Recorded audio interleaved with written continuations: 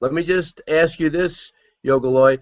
Um, was there any one thing in particular that stood out in your disciple career that you would call a defining moment? I mean, I sort of had mine. I talked about it on my when I interviewed myself.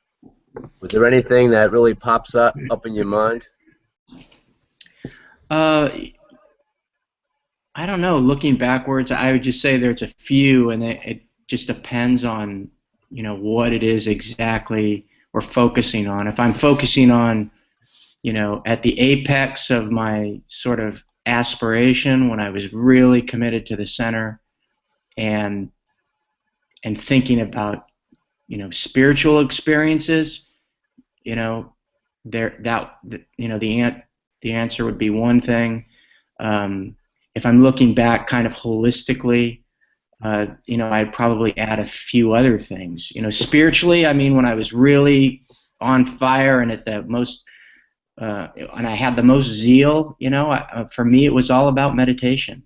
I didn't care about any of the outer stuff. My goal was really formulated. My whole idea of thinking about spirituality was formulated at an early age, and it's centered around mysticism and autobiography of a yogi in particular. So I wanted samadhi.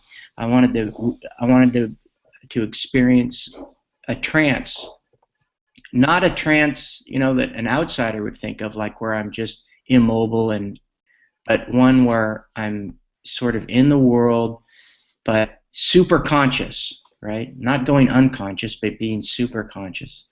And there was a period there of about 6 months. It was all building, gradually, but there was a period of about 6 months, about 5 years into my discipleship, when I started having what I thought were pretty peak experiences, where my mental activity was deadened or non-existent during some of my meditations, and I was consciously experiencing what I thought was something powerful.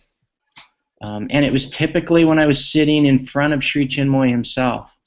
A big thing for me when I moved to New York was I was spending less time in front of a shrine and more time working and being kind of what we would think of as a karma yogi, selfless service and working yourself to the bone. And there's a kind of pleasure in that, Yes. You feel it almost physically. So I was really into that.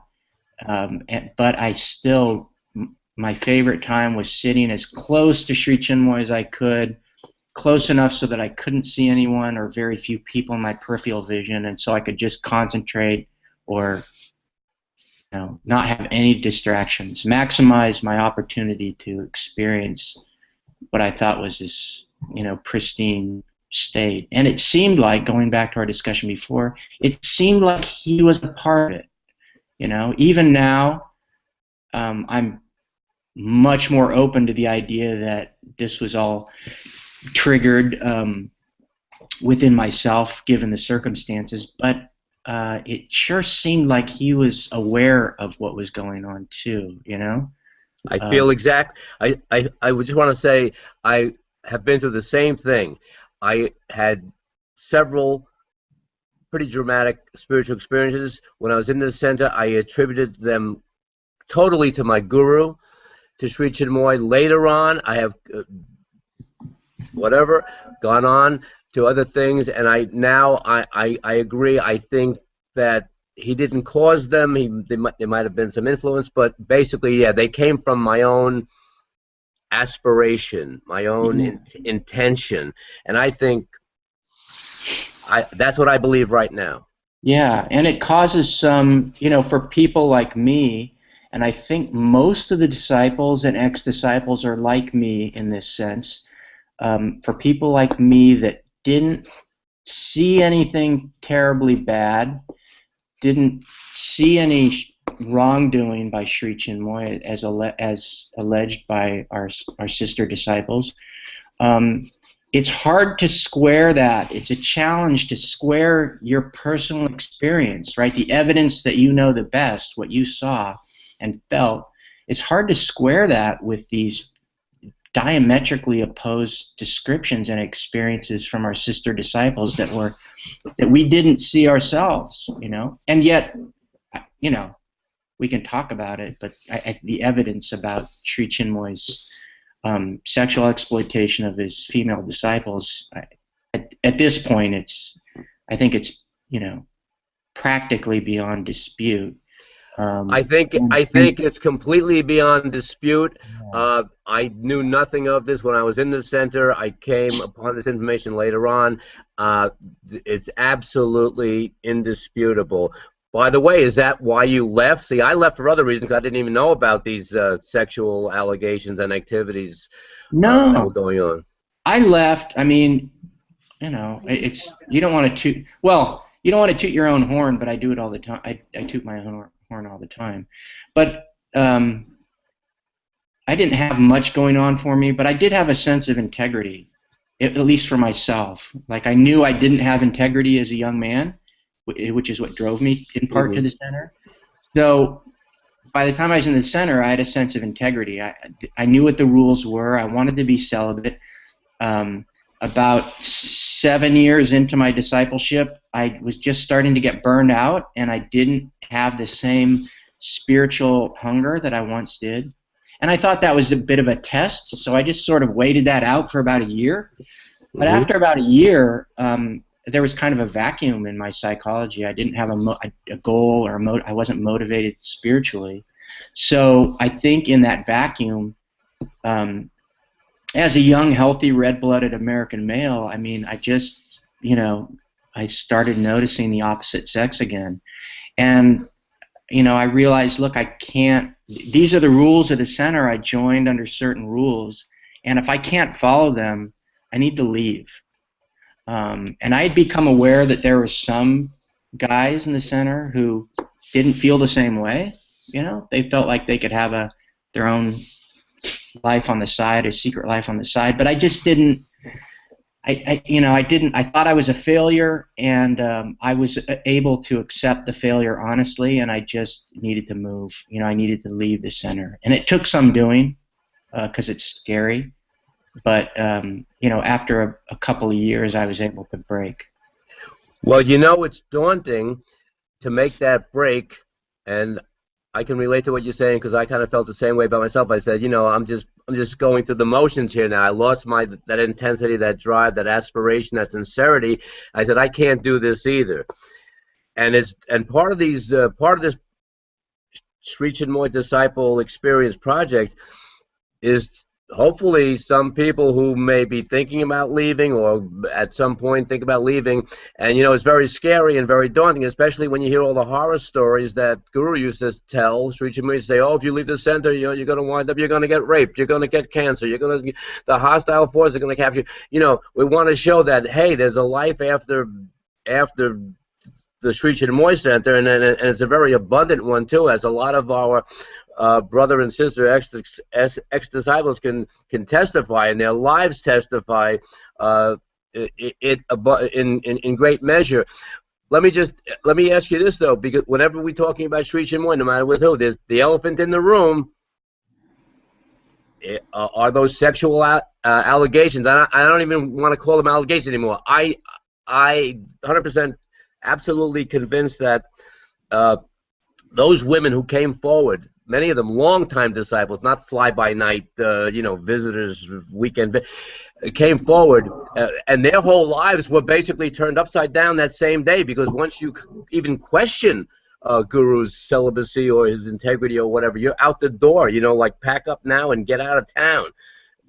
So let's talk about that, and I want to talk about your blog, because I've been told by several people that your blog, the Abode of Yoga blog, was a major thing for them to help come to grips with their experience and sort of transition out of the center. So let's talk about your blog and your life after the center. Well, I mean, my life after the center is written in detail in that blog. I mean, I I left, I think, on good terms, essentially good terms. You know, I gave Sri Chinmoy, like, you know, at least 2 weeks notice, and it was all good. I wasn't sort of excommunicated. I had a brother and sister who remained in the center after I left, Jivan and Nirbachita, and so I was kind of in good graces, and I didn't know anything about these allegations. I heard initial allegations. Well, I left the center. I'll give you a brief chronology. I left the center in 1990. I did about 2 years at community college. I joined the Navy. I did a 4-year stint in the Navy as an intelligence specialist aboard an aircraft carrier. I got out. I finished undergraduate and graduate degree in international relations, and then I went to law school. And by the time I went to law school, I was married and had 2 kids. Then a 5-year-old boy and a brand new baby girl. So at about that time in law school, 2000, early 2000, is when I first read about any allegations, and I think it was Fulela and Sevika. And I knew both of them. I knew Sevika very, very well, and I looked up to her greatly. She was a big influence on me. And I knew Fulela only as, you know, one of the people that at Anand Brahma. I did selfless service there once a week, but I didn't know her personally any more than I knew any other New York girl. But it was only those 2 allegations, and it seemed really very far afield from my experience as we were talking about. And it was really a he said, she said situation. I mean that in a literal sense, right? I mean, now I'm a lawyer, so, you know, you have to forgive me if I use words like allegations. I unequivocally believe that their stories now. But at the time, it was just, look, I don't know Fulela. I'm going to put her aside. But I do know Sevika closely. So now she's saying one thing, my guru is saying another, even though I left the path, I thought of him as my guru. How should I deal with that? And I kind of went about it in the way I was being trained in law school. It's like, well, I have to judge the credibility of these people. And I don't have much evidence to do so. And, you know, I'm a sort of, in one sense, I'm ashamed because I was wrong. But in another sense, because I went through it in a methodical way, I'm a little lenient with myself in being wrong. But I was wrong. I mean, I sided with Sri Chinmoy. I thought at the time, look, I mean, this is my guru. I've had these experiences. I was close enough for a long enough period of time to see him in private situations and semi-private situations in New York in his house. And, you know, this stuff doesn't jibe with my own experience. So I think in this way, I think I got to give the benefit of the doubt to my guru. But as the stories pile up, I mean, look, at some point you got to face reality, and we can talk about those. But my blog just kind of developed out of, you know, after Sri Chinmoy died, I saw that the center wasn't really talking about his death, and I had been told kind of the story of his death by someone who was there, and I just thought it would be a good opportunity to put some of my ideas about the center and my disciple experience out there, which I didn't see expressed yet. Now, by the way, that was an amazing story about his death. Can anyone go out to your blog and read those, not only the story of his death, but the testimonies of the various women that came forward? Yeah, I've got, I think if you just Google search abode of yoga, it should come up. The blog yes. should come up. And the story, there's a little table of contents there you can scroll through, and you can read just you know, my contemporaneous notes about when I was told the story of his death. It's the only account out there, which is amazing to me now. And also there are links to read the testimonials by all the women. That story shocked me. not the stories of the women, because I wasn't too shocked by once they started coming out. It Right. all kind of fell in place. But that story of his death, the day and the night that he died, I was shocked at that. It's such a dramatic story. I'm going to see if we can get your blog up here. www.abodeofyoga. I'm going to put .com and see if I that think does it's it. .blogspot.com. Okay. All right, that didn't do it. All right. Well, let's go to Google. Hold on. Let's do this because I want people to read. That's an amazing story. I don't care what anyone thinks, a pro or con about Sri Chinmoy. The story told by a very long and very, very close and loyal, devoted, and unconditionally surrendered disciple told the story of what happened that day and that night. I was fascinated by it. I still am. I've read that story many times. Abode of Yoga. Okay, Abode of Yoga. Here it is. The Abode of Yoga, you're right.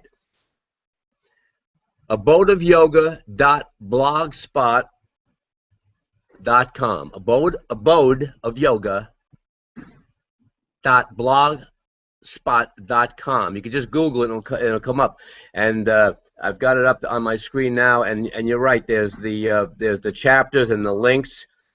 Just as one story alone of his death, I was just completely fascinated with that tale. Yeah, I think, you know, I've come at this point in my life to think that the closer we are to human behavior, the better. I think there's been a tendency for a long time in these spiritual communities, even looking at the Yogananda's group or going back further to the Ramakrishna group, which feels very close to my heart. I love the stories of Ramakrishna, but there's a tendency of the disciples to think that the human elements need to be massaged out of the story, and instead it needs to be more like Autobiography of a Yogi. We need magical stories and mystical stories and miracles. And I think that's I think of that stuff now as kind of like, you know, those are like the miracle stories are like the shiny things that are used to fishhook people. And it certainly worked with me as a youngster. But in reality, those stories have little to no value. It's much more interesting to me as a seeker to know that, for instance, Sri Ramakrishna, for at least a year, 6 months to a year, lived with his young wife and slept in the same bed with her. It's much more interesting for me to know that Sri Ramakrishna used to tell dirty jokes and swear and engaged, you know, actually engaged in some weird behavior. I think weird is kind. You know, asking, you know, young men to stand before him naked. Well, you know, I read that book. And I can't think of the name. It's like The Other Side of Ramakrishna. It was I forget the name. Kali's Child. Yeah. An amazing account of Ramakrishna's sort of other side, if you will. Yeah. And I don't, you know, I'm not saying necessarily, you know, I'm not really putting value judgments on that, but I'm just saying that I would rather have the straight dope. I want to know about people as people. It's much more important to me, you know. I would much rather, I realized in the Navy, I would much rather hang out with guys young men who, you know, smoked cigarettes, drank heavily, swore all the time, watched pornography, but who in a crunch would stand by me as a person, because, you know, that's a good person. Whereas people who I thought I knew for a long time and talked about spirituality, this and all these highfalutin ideas, but in a crunch couldn't be found. You know, what I don't know what to say about those kind of people. All I can say is Yogaloy, I could not agree with you more. I know exactly what you're saying. And whatever friendships we forged in the center, once we walked out that door, we were anathema. Pretty Pretty much. much. Pretty Yeah. much. Yeah. I Pretty mean, I was much. well. I left on a fairly good note myself, and I gave Guru my, handed him my 2 week notice, same type of thing. Uh, and I left on a good note, and I was invited back, and I got lifted up, on that machine and stuff. Mm. I was in good stead until I started, voicing my outrage at all these things. Um, And I think so, there's always yeah, room to be surprised, right? It's cool that, like, when I did leave, there were a couple of people, like in my case, Shadir. I didn't know Shadir too well in the center. I would say in my last year in the center, I started to become friendly with him. But when I was leaving, he was one of the guys that really made an effort to say goodbye and wish me well. So it's cool to see, like, the people that I thought were closest to me, when they saw I was damaged goods, they really didn't want much to do with me. And other people, like, stood up, and it was like, it just gave me cool insight into what I want to value in friends, and not to be too superficial about choosing friends, and just yeah. realize, until we're tested, I'm not sure who's close to me. And just to add another one, to realize that I myself need to be conscious of that and realize, look, you think you're a good and loyal friend, but if this dude's calling you up, or this woman's calling you up and says she needs help, and you don't got time for her, Yeah. then you're not really living up to your ideal either. So it's made me a better person, in that sense. And I say all that, just sorry to cut you off there. I say all that because that story of Sri Chinmoy's death, Yes.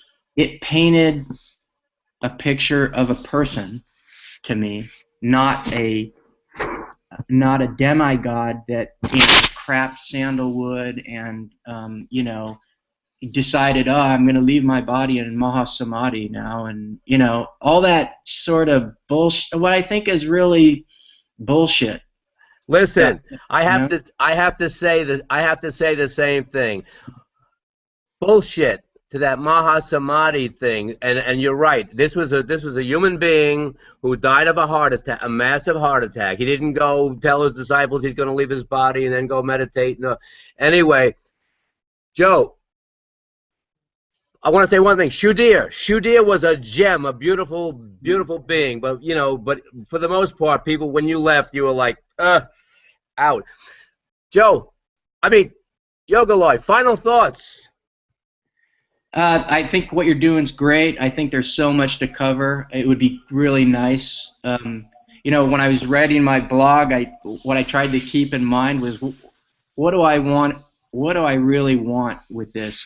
I think what I wanted to have was something that, if I'm ever reincarnated and I'm interested in what happened in the Sri Chinmoy Center, I want to hear the straight dope. I want to hear from someone who's sincere, who practiced sincerely, and hear what it was about. And I've always thought even better would be to see a nice video library of people and hear their experiences, and to hear the struggles of people who are trying to square their experiences, good and bad, from that center with what we're now learning via our really brave sisters about their truly horrible experiences in the center. So I hope this is the start of something wonderful in that regard. Well, one thing I want to say is your blog, Abode of Yoga, meant a lot to me, and I was already out, and I was convinced, and I was on the Yahoo groups that we had, but your blog was much more important in many ways to a lot of people, and I hope this project will expand. There's been Fulela, and there's been Yogaloy, Swadeen, that's me, and hopefully there'll be a lot more, and we'll flesh the whole thing out. But it's great. Thanks Yogaloy, for being part of this. You're great. You're welcome. You're doing a good service, and we'll see you in cyberspace. Okay. I'll see you soon. All right. Okay. Take care. All right. I'll Peace. see you. Bye. Peace.